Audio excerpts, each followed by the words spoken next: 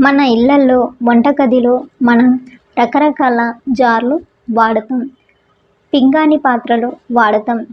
అవేవి ఈలలు వెయ్యవు, జంతువుల అరవవు. కానీ ఇన్కాన్లు తయారు చేసిన జార్లు మాత్రం అడవిలో రకరకాల జంతువులలాగా అరవగలవు.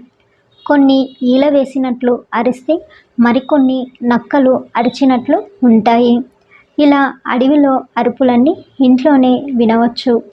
ఆ జార్లను అటు ఇటు ఊపుతూ ఉంటే ఈ శబ్దాలు వినిపిస్తాయి.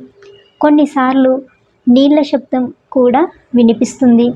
ఇలాంటి వాటిని ఈ రోజుల్లో తయారు చేస్తున్న ఇద్దరు వ్యక్తులు వాటిని ఆన్లైన్లో అమ్ముతున్నారు.